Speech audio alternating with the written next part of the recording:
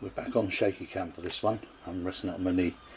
I'm going through the electrics now because I fixed the tow ball and hook up, and I've got the light bar here. It's all opened up at the moment because originally everything was up the other way, but the way the cable goes, it comes out the top.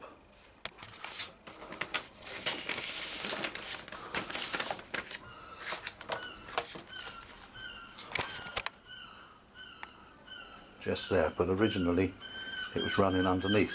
Now I know that's sort of like to help keep the water from coming in, but I'm going to Sikaflex it up and hopefully seal it. Maybe drill a couple of holes in the bottom, but it flows better if the cable goes over the top of the boat and down to the hookup rather than underneath. It's easier to mount the cable whilst I'm towing. So there you can see the hookup cable from the socket on the tow bar, and I've opened up the loom on the car. All of the cables come down the passenger side and then split off to their various places on the tail lights clusters. Now, as I say, originally the light bar for the trailer was going to be the other way round, or should be the other way round, which means the yellow wire for the indicators would have been on the right hand side and the green wire for the left hand side, but because I've swapping it around, they're going to be swapped over. So rather than rewire it in the trailer light bar, I'll just do it here in the hookup to start with, which possibly will bugger things up if I'm thinking on my feet now. If I do it that way, it'll bugger things up if I use someone else's light bar. Maybe I should just do that and then rewire the trailer light bar. It looks like I'm going to have to do that. Right, so I've written down the connections. Let's see if I can zoom in a bit more on that in my best unjoined up writing. So the white lead is the earth, and there's a few places I can pick up an earth from, and then black is the tail lamp and brown is the tail lamp, which are handed again. So once again I probably have to rewire it in the trailer. And obviously the red is the stop lamps, that doesn't matter. Yellow and green are the indicators. Once again, I'll rewire them in the actual light bar itself then, thinking about it, because otherwise if I'm borrowing someone else's light bar, then they're going to be the opposite way to what they should be, which won't be very good. So all I've got to do, he says, is sort out from that little group of wires there various ones and connect up to the lead to the socket. I've got these blue crimp-on connectors which you put the two wires in and then you crimp the lid closed and it cuts the insulation and makes the electrical contacts. I was thinking about soldering each one individually, but I'm thinking I might just go with those for quickness, and just peeling off little bits of insulation so I can wrap the wires together and then solder them is a bit fraught, because this part of the panel I can't really move very far because it's connected up to a cigarette lighter socket in the back, and I can't work out how to get it unclipped. I haven't had much luck with the clips on these connectors, funnily enough, and that's the next thing to do. Right, I'm holding the camera at a funny angle, it's looking straight down on the connectors here. I've never used these sort of connectors before, and I wasn't all that taken by them, and in fact the first connection I made with them, I nearly broke through the cable and just about make out maybe the black tape there that's covering up. where I actually stripped back and soldered the connections and had to solder the lead back together. That's for the indicator, I believe. I don't know, anyway. But I put the rest of them on with the snap connectors. You put them over the lead and put the lead to join in there as well. They're handed, so the outside opening, the lead goes in, and then you poke the joining lead in. It goes 3/4 of the way through, and then you snap them shut. You can pinch them shut with your fingers, and then you really crimp them shut with a pair of pliers. So I did all those, and I think I understand why they're done like that, because they're flat, so they don't take up much room behind the panel work. Anyway, when I left you in the previous clip, I was just doing that, and so I did it all, and then I plugged in the trailer bar, and as I said before, the covers are off the lights at the moment because I'm turning everything upside down so that the cable feeds out of the top of the light bar rather than underneath, because the pathway is better. There's nowhere underneath the boat to clip to, because obviously it's got to come off as soon as you go near the water, and it only just reaches if it goes over the top. But when I plugged in, I was getting all sorts of funny backfeed through the lights, and I sort of, by that time I was ready for me dinner, so I just unhitched it all and went to dinner. And then yesterday I started looking at what the problem was, and found one of the stop and tail light bulbs. It's got the double filament in, had one of the filaments had blown, so I thought, that might be the reason why.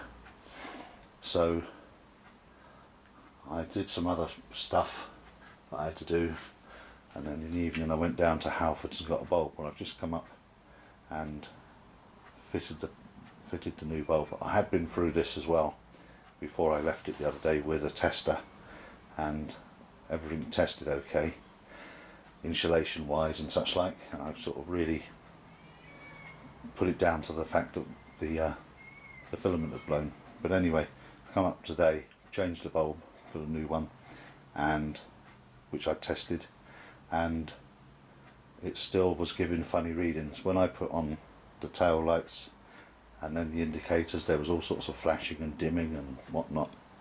So given that a lot of stuff that happens with cars is poor connections, I went back and re-crimped with a pair of pliers those little blue connectors, and lo and behold, the fault was cleared.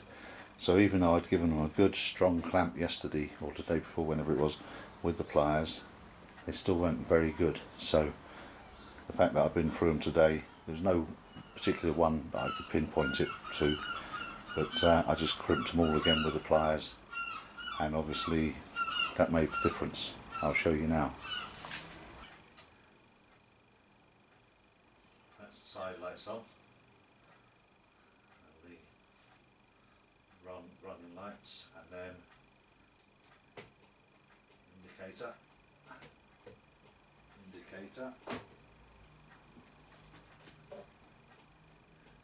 hazards,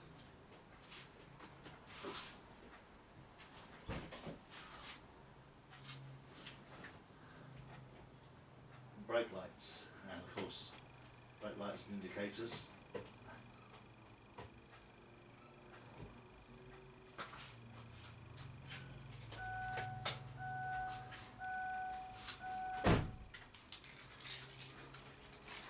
So finally, everything's hunky-dory with the tail bar, with the light bar. The bumper's back on again now. It was easier to get it back on than it was to get it off, but that may be because I knew how it came off, so I was able to put it back on easier. The underneath the, or behind the plastic or fiberglass, whatever it is, bumper itself, there is a piece of moulded polystyrene which goes in, which helps to pad it out.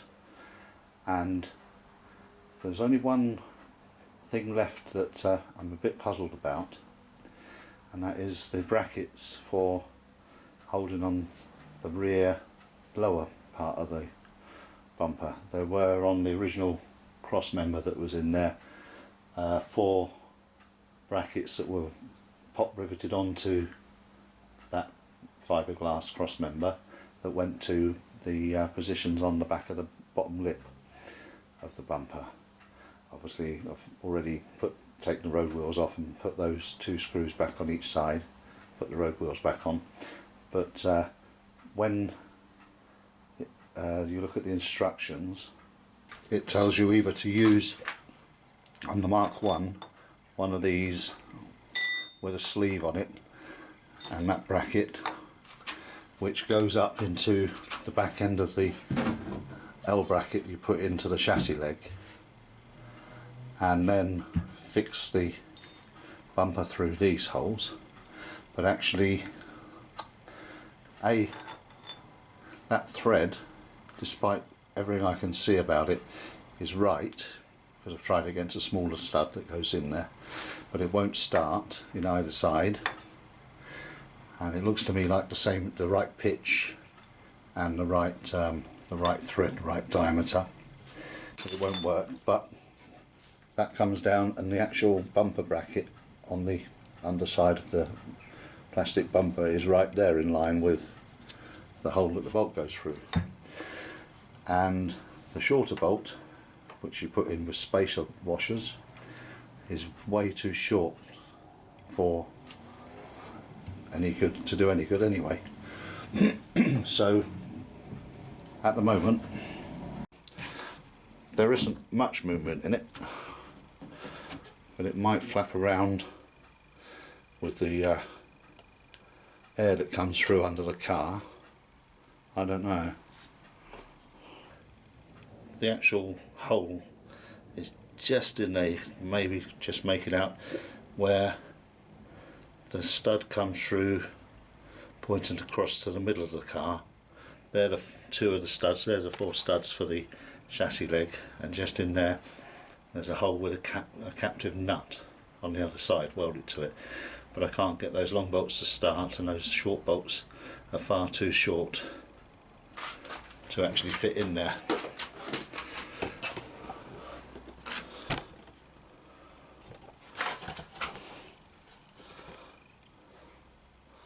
There's the jack and the stands, so I might actually just leave them off for now and see if I can't come up with something else instead, and just get the car back down and start looking at the interior. Excuse me if I enter smug mode, but there's a sight I never thought I'd see again the other day when I started this. I have taken a long time to do it, I know, but it took a while to get everything undone in the first place, because I don't know where all the fittings are. I'm pleased I bought the tools for removing trim, because they came in very handy, and I wouldn't have been able to do it without them, I'm pretty sure, because you need that leverage, and they're nice and wide and soft and flexible, and everything pings out. I will say they're certainly a lot better made nowadays than they used to be cars, because in the past it was all scrubby bits of hardboard. I think that was the word I was looking for at the start of this video. Hardboard and vinyl and a bit of foam behind it that all shrunk with age, especially when you buy cars at the age that I buy them. And this has really all gone back in very nicely and very quickly as well. There's 2 more screws to do just down in front of the B pillars, and then the 2 kick plates that go over the sills as you get in the back doors to go on, but they clip on, and even if they take me another 2 days to do, I don't care, because it's done. It's been a roller coaster. It's been a roller coaster.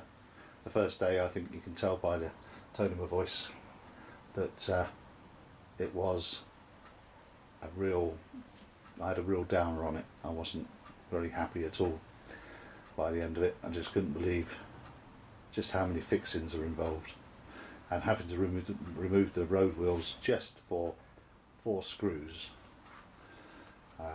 I have, as you may know by now, only hand tools really, and a few electric ones. I don't know that having a windy spanner would make this job any quicker. It's just doing it over and over again that would make it quicker, I think. Just getting on it and doing loads of them.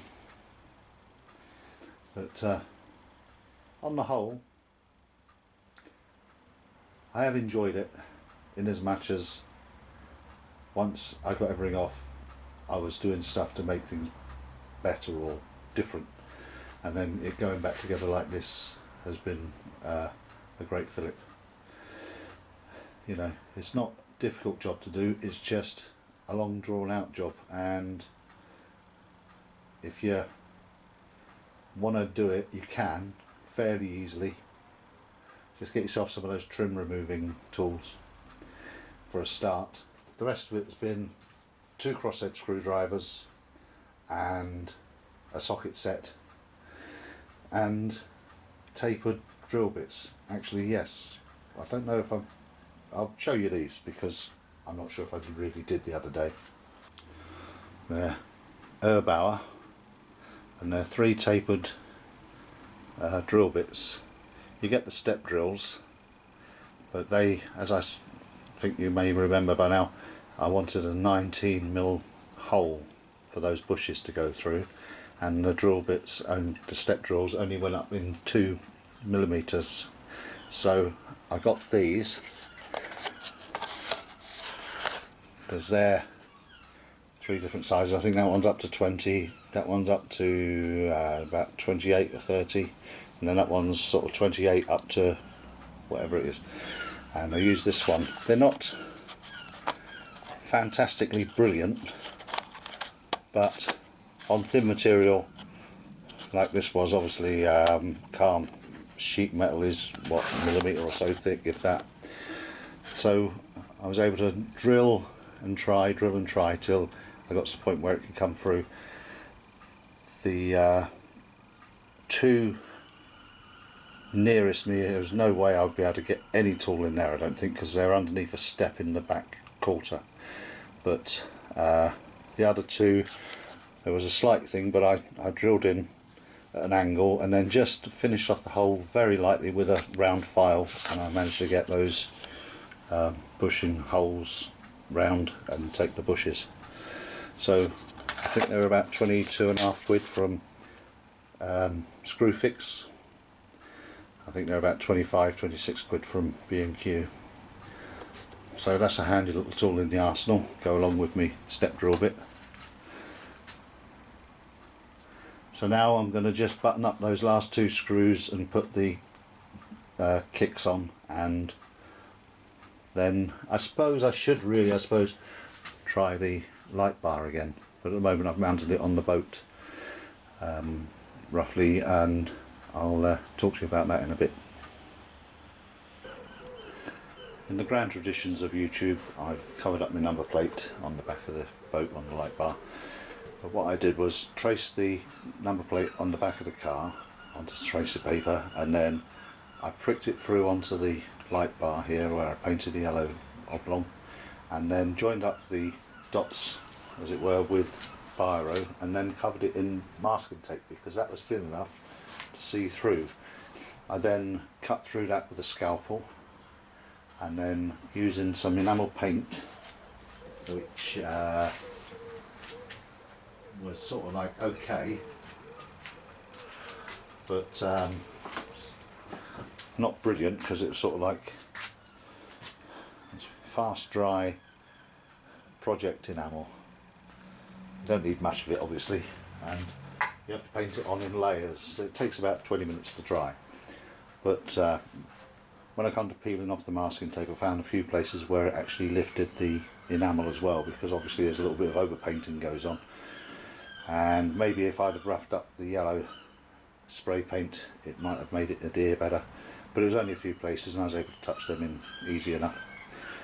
And I've used 2 F-clamps to hold it onto the back of the boat, but underneath the light bar I've also made out of an offcut of the rails a shaped piece which I'm going to screw to the light bar at some point. At the moment it's held on with some gaffer tape, good old gaffer tape, and just to keep it in place, and then I'm going to put some screws through, but I haven't got any long enough at the moment, the self tappers, because I haven't got any left over from the car.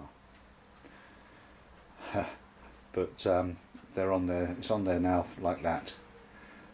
And I have another issue, which is that I turned the light bar over this way up so that the lead was out of the way, because it's not easy to fix it anywhere on the boat underneath, and I don't fancy grovelling around in the mud to take it off and put it back on again when I've been out in it for the day, because certainly where the boat club I've joined to use their slip, it is a grassy field, which obviously is going to be muddy at some point, and unfortunately that means that the lead is probably about a foot too short. I suppose one method of doing something to it would be to actually go to a electrical wholesalers and buy, I think it's probably about 5 metre long, probably about 6 metres of cable, multi-core cable, which is probably about the best solution. But I've really got a hankering to go out in it tomorrow morning early, about 6ish, when it starts getting light, and I may have to postpone it and go out Thursday morning, which in the grand scheme of things is no great shakes. I can go out tomorrow and get a length of cable. There's a electrical factors about a mile away from me, so it's not a problem. But that's where we are now. The car's back together, the boat's ready to tow virtually, and the strap I lengthened yesterday by cutting off a length from the end, and it's triple, what was the word, it's 3 layers, it's triple layered, and it's stitched together with the old wax string, and I've done some crisscross patterns, some square patterns, and then to fill in the longest bit, because it doesn't really need much in the way of structural, I've done running stitches up both sides, double running stitches, so the ratchet is over the boat now, rather than has a possibility, it doesn't have any possibility now of banging into the side and chipping all the paint off. And it doesn't need to be too tight, just tight enough to hold it down. As it is, it's the weight of the ratchet that's holding it down now, but it ain't going anywhere, and it doesn't distort the boat, because I've measured it before and after across the width there. So I think I may do an update of my towing practice. I may not, because I'll be on my own, so probably won't have a chance to do that. I certainly don't fancy getting the camera set up and then doing some reversing and knocking it over. So hopefully this episode of the boat restoration, it is part of the boat restoration in some ways, but also I'm going to put it up as a tow bar fitting on the Kia Carens, because there are no others on YouTube, and it may be that someone else runs on a budget where they like older cars and they've got a hankering to fit a tow bar. Who knows? You never know. But hopefully it's been of interest to people, even if it's only to say I don't think I'll have a go at that, but believe me, it is possible. As I said earlier on, I was a bit disheartened by taking things apart, because it just looked like rubbish, it looked horrible, and given the fact that it was actually in pretty good nick, to start with. I was a bit concerned that nothing would fit, everything would distort and warp and twist. I mean, even the plates and the bolts, the little floor pods went back on to there with a little bit of distortion, but the rest of it fitted. I was convinced it was going to be like too high against the upper halves of the lining inside the car, but it all went back really well, fell into place right, a few punches here and there, and the job's done. It looks as neat as it did before. So the only, actually, where are they? I've got 4 of these push fit sort of things. I don't know if you can see them there. They're like a raw plug with a screw which you just push in and it snaps it out and it fixes, and then you can unscrew it to get it out again. And they're the 4 that went on the underside of the bumper. So I've not left any of the fasteners out, and it's all gone snapped back together nicely. So I'm pleased with that. And I'll take my chance now to say thanks very much for watching. Hope you have enjoyed it, and even if it's just like to see the disappointment as it all falls apart. But I'll say thanks for watching, and I look forward to seeing any comments you have, and I'll say cheerio.